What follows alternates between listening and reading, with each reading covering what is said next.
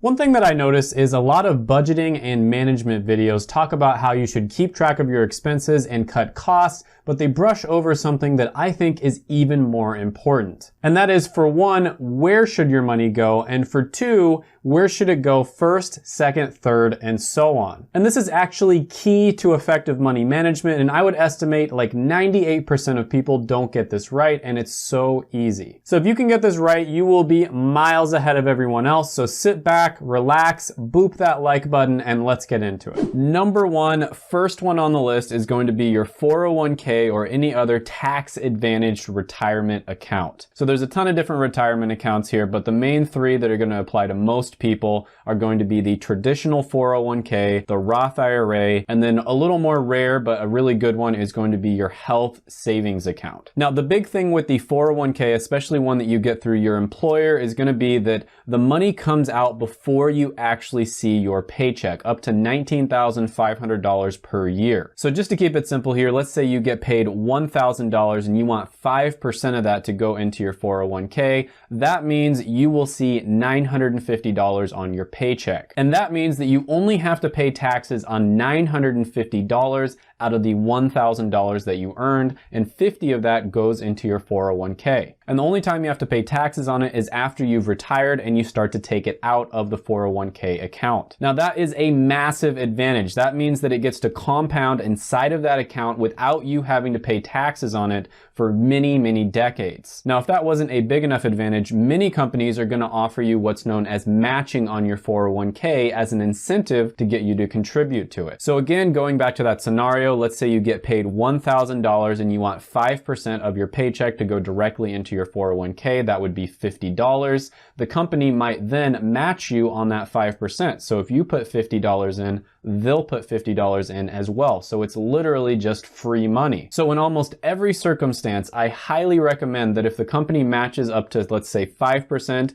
you put at least 5% of your paycheck in, because again, that's free money. Right off the bat, you're doubling your money. That means you're getting a 100% return on your investment right off the bat, and that doesn't count any of the compound interest that is going to happen inside of the account. Now, my 401k is with Vanguard, and I highly recommend them. I think they're a great company. Other great companies for doing a 401k would be Fidelity, Charles Schwab, and you can check out my videos here. If I remember to put it here, I did an entire review on some of the best companies that you can use that are stock brokerages. Now, on top of this, there is the traditional IRA. This one has a maximum of $500 a month or $6,000 a year for young people. This is another one that I highly recommend that you contribute to because it has amazing tax advantages. And then you should also look into the health savings account, which is something that you can have with certain companies or if you own your own business. And there's honestly a lot of other really good options depending on your specific situation, but you would need to talk to a financial advisor because it's going to be different depending on, whether you have kids or a bunch of other factors like that. Now, once in a while, you will see on YouTube people saying that you shouldn't contribute to these retirement accounts, and they have all these like wild conspiracy theories about how it's the government's way of keeping you in a position where you can never get away from them, like all kinds of weird stuff like that. Even if you get into a situation where, you have to withdraw that money from your 401k, for instance, yes, you're going to get penalized, but you can actually apply for hardship to the government, and a lot of the time they're going to end up forgiving you and you won't even have to pay the penalty. So there's pretty much no reason that you shouldn't be contributing to your 401k, your Roth IRA, etc. Next on the list is going to be a checking account. That's right, there's nothing sweeter than listening to the sound of that check hitting your bank account. Current balance is negative $300. Bruh. Just kidding, but a checking account is where your money is going to first hit when you get paid. That's right, don't accept checks from your company. Make sure that you sign up for direct deposit so it goes straight into your bank account. Because your checking account is going to basically be like the hub for everything else on this list. So it's all going to start in the checking account, and then it's going to go to different places on this list in this order. Now, a local bank like a credit union, for instance, is going to be really nice because you can go in and talk to a real person. person. Usually local banks have better service, and if anything ever happens, you can just drive to the bank and get the problem resolved. Whereas if you choose an online account, there are some perks to doing that as well, but the problem is if anything ever happens, you're gonna have to call them, and sometimes their customer service isn't gonna be the best. However, because of the fact that a lot of online banks don't really have to have as much overhead, like they don't have to hire bank tellers, etc., they'll usually give you slightly better rates when it comes to checking account interest rate and savings account interest rate. So the way I like to do it is I have my checking account in a local bank and my savings account in an online bank. Next, the third place your money needs to go is going to be needs. We're talking about necessities like food, transportation, healthcare, where you live, etc. And no, we're not talking about getting a PlayStation 5, buying Pokemon cards, going out for expensive meals, or getting your Starbucks coffee every morning. We are talking about the necessities here. And this is where tracking your money comes in handy, because chances are you're just like me and everybody else out there, and you spend a lot of money on things that you really don't need. And chances are most of this stuff isn't going to make you happy or enhance your life at all, because we sort of live in a toxic consumer culture where spending is the norm. So it's very important for you to figure out what your needs are, what your wants are, and what things you spend money on actually make you happy or actually enhance your life,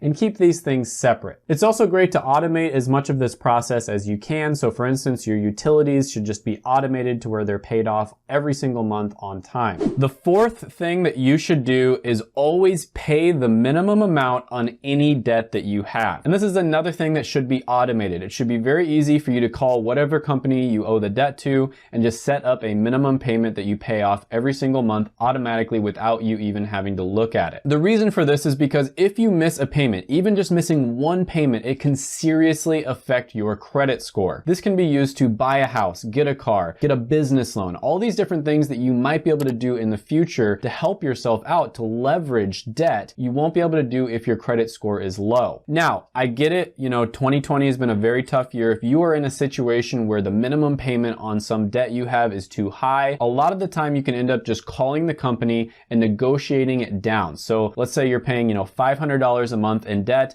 you might be able to negotiate that down to $250 a month. This is extremely important and you should always prioritize it. Number 5 on the list is going to be emergency fund. All right, guys, so this is important because this happens to almost everybody. You're living your life, things are going well, and then all of a sudden, boom, an emergency hits.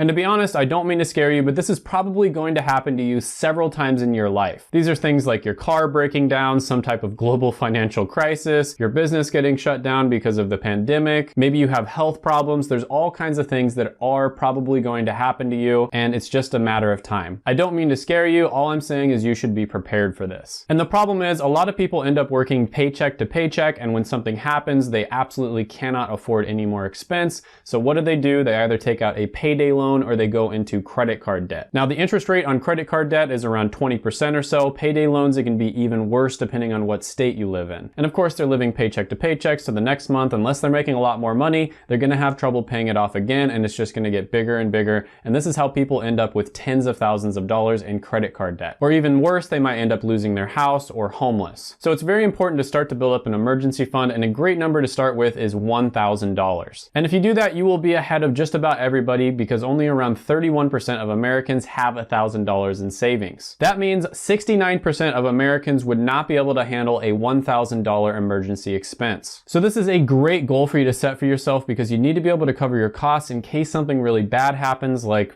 this year with the pandemic, for instance. Even if you can just save $100 or $500, you'll still be pretty far ahead, because 45% of Americans have $0 in savings. Start small and work your way up, and I can promise you that this is going to give you amazing peace of mind. Now, where you put your emergency fund, in my opinion, should be a high interest savings account. Now, high interest savings accounts are great because you can take your money out anytime. They're extremely liquid. However, they still give you a decent return on your money. So for instance, last year before the pandemic happened, savings accounts were giving up to 2.57% interest. Because of the pandemic, it's lower now, but it's still not bad. There's some savings accounts like Yotta Bank, for instance, that still give pretty good interest. Some other good ones are Ally Bank, CIT Bank, VIO, Capital One 360. Now, realistically, you do want to try to work towards a savings where you can cover 3 to 6 months of your expenses. However, there is an exception to this rule, and I don't recommend it for everybody, but a lot of people do this. Now, with number 6, some people will disagree disagree with me on this one, and it's a little bit controversial. I can see where they come from, and that's going to be a Roth IRA. So the thing about a Roth IRA is it's a retirement fund just like a 401k. However, it's not going to be taken out pre-tax. This is an account where you can put in about $16 a day or so, up to $6,000 a year as of 2021,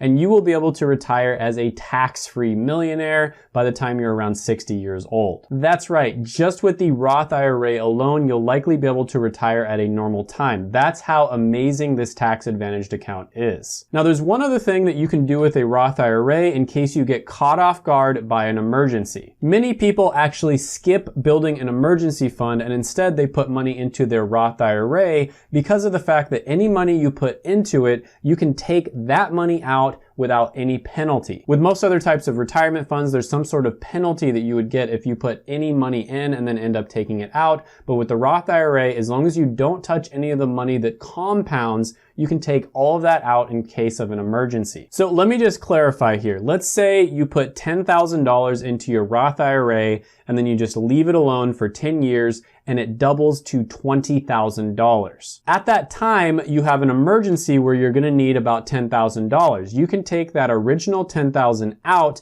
penalty free. So no worries whatsoever, as long as you don't take the $10,000 that it compounded to, so the extra $10,000 on top of the first amount. Now the truth is you would want to avoid this if possible, just because of the fact that it is a tax advantaged account and any money that you take out, you can never put that back in. And the reason for that is because you're getting that compounded money tax free. So it's like the compound effect, which is already amazing as it is, on steroids. So a lot of people would say that you probably shouldn't use your Roth IRA as an emergency fund, but if it's one of those situations where you gotta do what you gotta do, at least you won't get penalized for it. Now, I personally have an emergency fund on top of my Roth IRA. My Roth IRA is kind of like my backup emergency fund, and I used to have it with Fidelity, had a great experience with them, but I recently switched mine over to M1 Finance just to check them out, and I've also had a great experience with them as well. Now, technically speaking, you can do this same process with other retirement accounts if you have some sort of emergency.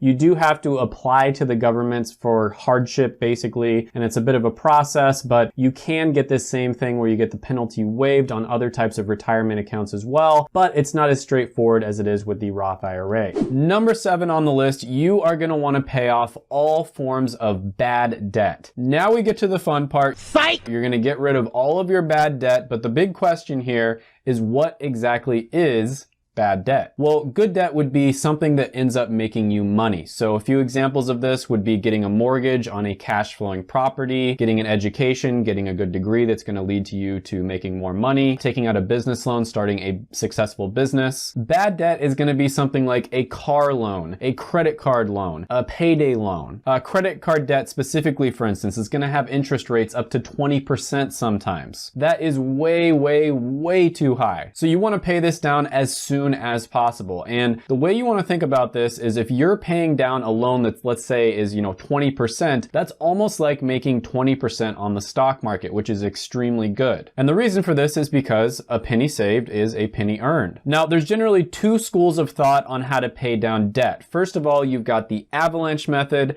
and then the snowball method. Now, with the avalanche method, what you're gonna do is attack the type of debt that has the highest interest rate first. And this makes a lot of sense mathematically because the one that has the highest interest rate is gonna be the one that compounds the fastest. So for instance, if you've got $10,000 in debt and it's got 20% interest per year, that means in 1 year, you're gonna have around $12,000 in debt. So if you're being super logical and mathematically speaking, this is the smarter way to go because if you pay that debt down faster, that means it's not going to be able to compound as fast. The second school of thought is the snowball method, which comes from Dave Ramsey. And this is where you pay down your smallest loan first. So let's give an example here. So let's say you have $10,000 of credit card loan debt and it has 20% in interest. And then you've got $1,000 of a car loan and it has 10% interest. With the snowball method, you would actually start paying down the $1,000 of car loan debt first. You'd pay that down completely and then you would attack the credit card debt. With the avalanche method, it would be the exact opposite. You would start paying down the $10,000 in credit card debt at 20% interest first, and then you would attack the car loan after that debt is completely gone. Now, like I said before, the avalanche method is going to be faster. It's technically mathematically sound, but the reason that Dave Ramsey recommends the snowball method for most people is because you end up getting small victories, and this is something that is going to boost you emotionally. So when you're looking at something like a $10,000 debt, it seems almost insurmountable, and a lot of people, when they start paying down that debt, they're just going to give up immediately. But something like $1,000 is pretty doable for the average person. So this is why Dave Ramsey wants you to start paying down your smallest loans first, and then once you pay that $1,000 down, you're going to feel really accomplished. You're going to get really excited about it, and you're going to be ready to tackle the $10,000 in debt. It's almost like hiking a smaller mountain first before you try to tackle Mount Everest. So again, it's really just going to depend on the person. If you're somebody who needs that motivation in order to pay down your debt, then you probably want to go with the snowball method. And if you're somebody who doesn't really need motivation, you're more of like an analytical person, you'd probably want to go with the avalanche method. Next on the list, number 8 is going to be investing. Now that you've paid off all of your bad debt, it is time for you to start putting your money to work. Now, until just a few years ago, investing was pretty much something that only rich people did. It used to be that you'd have to have at least $10,000 to start investing, and there was insane trading fees that the brokerages would charge. But with new fintech apps coming out like Webull, for instance, which you can get your 4 free stocks down below in the description, investing has become ridiculously easy. Pretty much anybody can do it. Now, honestly, I recommend you start investing even if you just have like $1 a day. The reason for that is even though it's not going to make you rich, it's going to get you to start investing, and you're going to see your portfolio start to grow, and that's going to make you excited. Once you start to see some progress and you see it grow, you're going to get excited about it. You're going to start putting more and more money in there, and that's where the magic of compound interest happens. And it's not just stocks like index funds, for instance. There's also going to be real estate, cryptocurrency. There's so many different ways for you to invest your money. You can also consider investing in yourself by learning a skill and maybe starting your own business or a side hustle. Next on the list, number 9, we're going to be talking about guilt-free spending. That's right. What things do you want? Now, this part is actually really important because as much as we hate to admit it, we are all human and we're gonna have these emotional needs that we need to fulfill. Now, I am a huge fan of this whole movement of minimalism and essentialism. I think it's a great counter to the toxic consumer society that we've gotten into. But to me, minimalism is more of a phase. It's a great way for you to learn which objects actually bring you joy, which objects bring you true happiness over a long period of time, and which ones you don't really care about and you don't need. And once you figure out what actually makes you happy, what you actually enjoy,